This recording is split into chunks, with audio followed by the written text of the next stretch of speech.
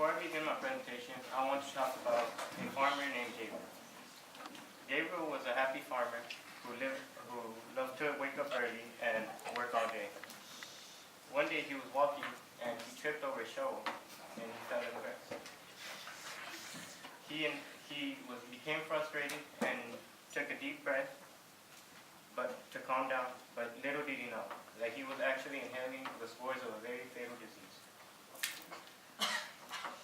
My name is Barba, and the disease I will be presenting is anthrax.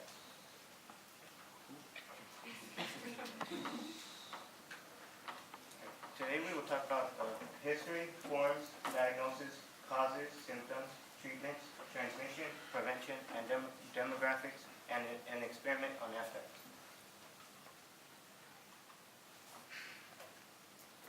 History. Anthrax has existed since 70 BC, and it may be even older than that. It was described vaguely by the Roman poet Virgil, and it was even talked about in the Bible. It was a major weapon in bioterrorism attacks in the past, and they sent mails with spores in them to government officials, and whoever inhaled the spores became infected with anthrax. Diagnosis. Anthrax can be diagnosed in multiple ways. These methods are serological diagnosis, nasal swab exam, anthracene skin test, and gram stain test. The anthracene skin test is used in 10 to 40% of cases, and it is 81.8% positive in cases within the first 3 weeks of the disease, and 97 to 99% positive in cases within the first 2 to 3 weeks. The nasal swab exam is when they take a sample from and they put it on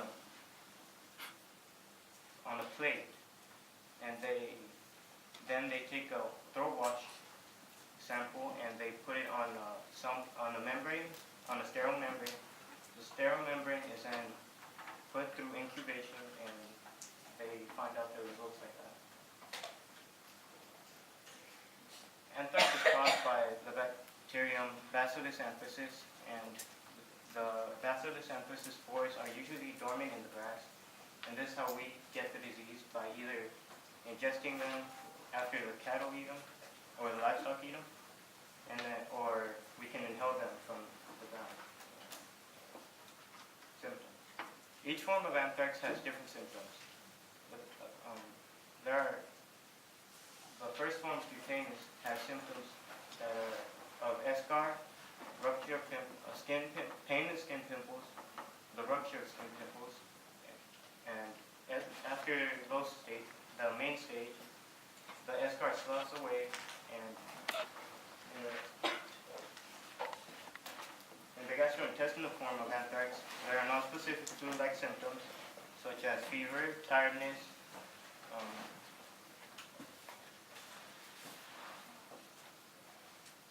severe respirational distress, mediastinal whining, and severe hypertension and shock. In inhalational anthrax, the symptoms are basically the same as gastrointestinal, but a little bit more severe. And treatments. Antibiotics are critical during the treatment of anthrax, since the most used antibiotic for anthrax is penicillin, and the dosage of penicillin taken is 500 milligrams twice daily. But even though penicillin is most used, streptomycin and doxycycline can also be used to replace penicillin. Supportive therapy is also used during the treatment of anthrax. Transmission. Anthrax is transmitted through airborne spores and also through ingestion. It can be ingested through uncooked meat that has the spores on them, or it can be inhaled because they are airborne. Inhalational and cutaneous anthrax occur when the spores are inhaled, and gastrointestinal anthrax occurs when the spores are digested. Oh, and it also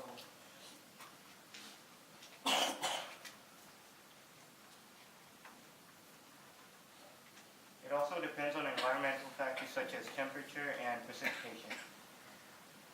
Prevention.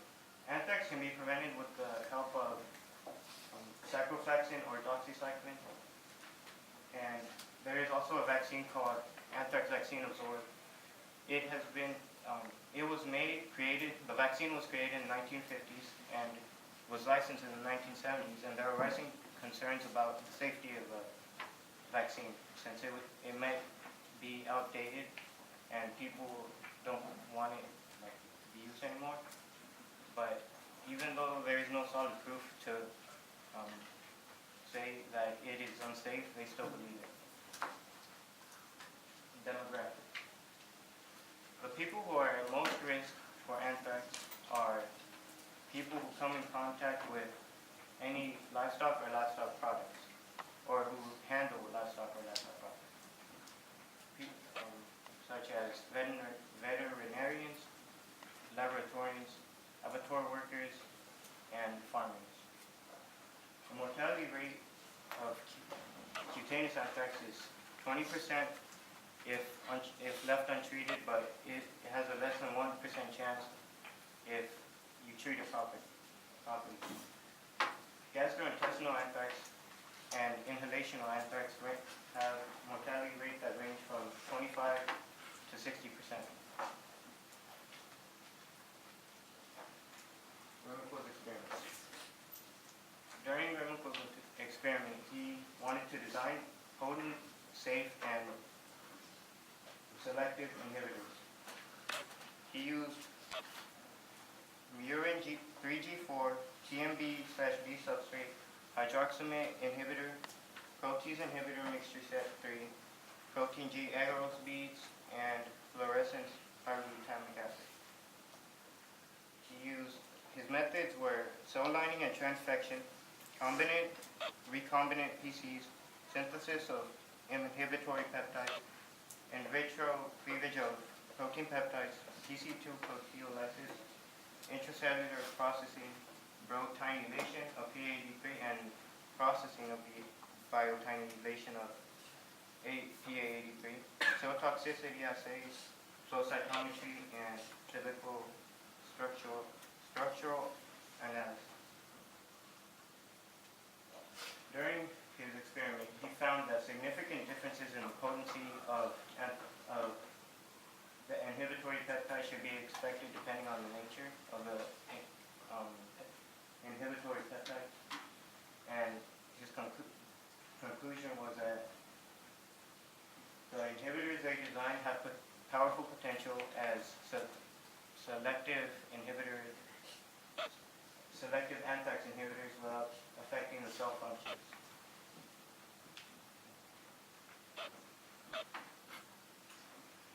In conclusion, we talked about the history, forms, diagnosis, causes, symptoms, treatments, transmission, prevention, demographics, and experiments.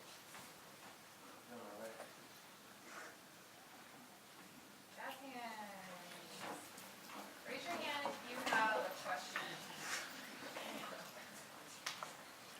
Those like government officials who got like the letter with the anthrax poisoning, did they die? I believe one of them did. It was 2 senators and 5 people were killed. Oh. And 17 were injured with that one letter. Corey? You said that one of your symptoms was SCAR. What is that? I'll have to do further research. That's all.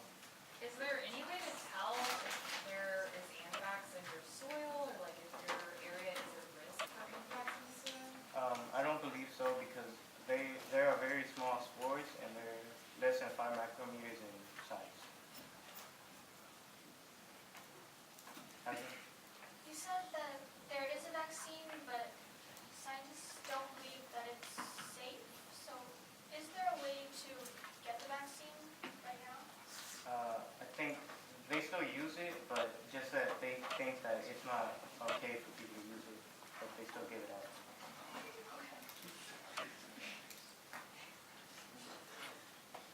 Georgia? Oh, when was the last outbreak of anthrax? I believe 2001.